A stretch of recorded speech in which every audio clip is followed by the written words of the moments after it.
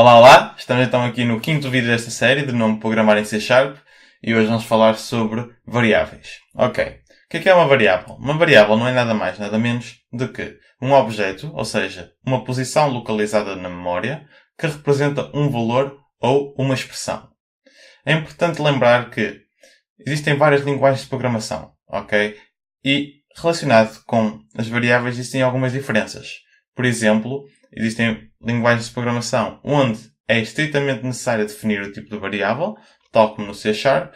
Existem outras que não. Por exemplo, o Python.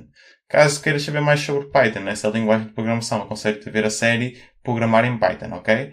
Ok. Neste vídeo vou falar sobre alguns tipos de variáveis. Neste caso, variáveis de tipo inteiro, decimal que será o double, variáveis de tipo string, do tipo char, do tipo booleano, e depois nos próximos vídeos irei falar sobre arrays, listas e dicionários. E talvez outros tipos, ok? Vamos lá começar. Aqui no Visual Studio, vamos colocar aqui o vídeo de hoje, que será a classe variáveis, e não operadores aritméticos, foi o vídeo passado, ou seja, o vídeo de ontem. E vamos aqui, depois de criarem a classe e colocarem a função, ou seja, o método run, podemos começar. Ok. Como é que se cria uma variável na linguagem de programação C Sharp? Para isso, é necessário primeiro colocar o tipo de variável, neste caso int, que é basicamente inteiro. Depois o nome, eu vou colocar o nome referente ao tipo. E depois o igual, que aqui significa a variável underscore inteiro toma valor, ou seja, o igual é toma valor. E depois sim o seu conteúdo toma valor de 10.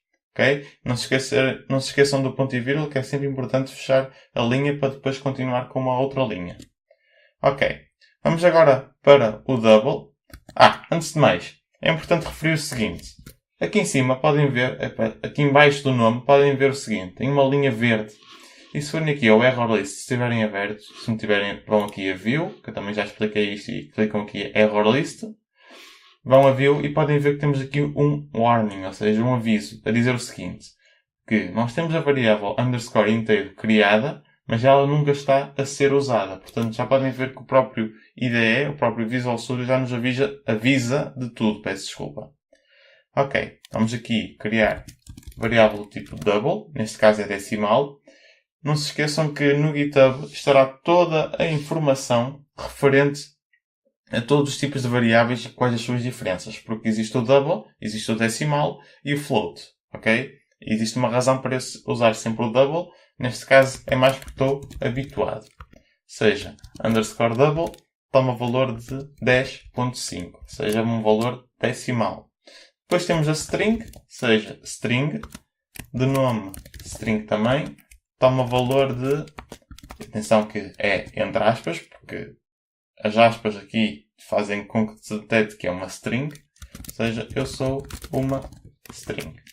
Agora vamos falar do char, que é basicamente apenas um caractere, é como se fosse uma string, não sendo uma string, apenas com um caractere. Ou seja, não se usa aspas, mas sim apóstrofo. Ou seja, char, neste caso, vamos colocar aqui também int, para ser igual. E aqui toma valor de, atenção que é apóstrofo, porque se for aspas, eu vou colocar aspas para vocês verem o erro. Ou seja, eu vou colocar o C, de char. Portanto, temos aqui um erro na linha número 13, ou seja, está aqui, linha 13, e o erro é o seguinte, que ele está à procura de está a tentar converter uma string, ou seja, isto aqui é detectado que é uma string por causa das aspas, para uma variável tipo char.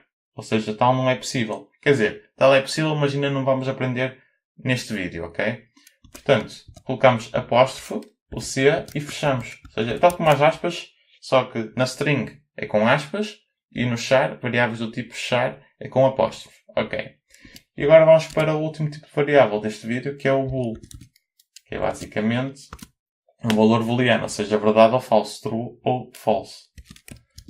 Bool, o nome, toma valor de, por exemplo, true. Atenção que o valor default é sempre, ou seja, o pré-definido é sempre falso, ou seja, false. Ok. Agora vou-vos ensinar algo, que é, nós podemos ir buscar essas variáveis, ou seja, ter acesso a esse conteúdo. Para isso vamos usar então a função que aprendemos, que que foi a WriteLine. Ok.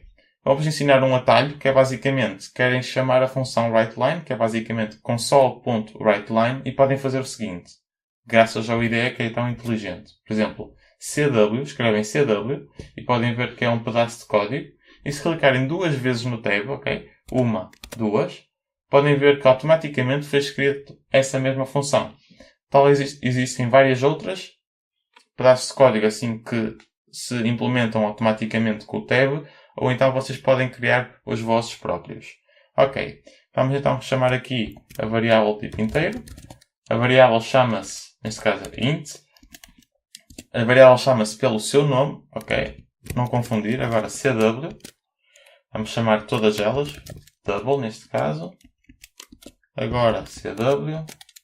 Vamos chamar aqui string. CW. Agora a variável tipo char. Ok. Aqui é, basicamente chama-se por underscore char. E agora por último, variável tipo bool, que neste caso será true. Ok.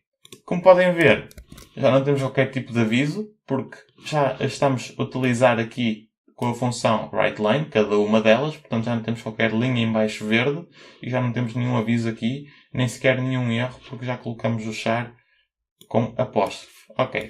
Agora o que falta fazer é só executar e ver o que for impresso na linha de comandos, para verificar que tudo funcionou corretamente.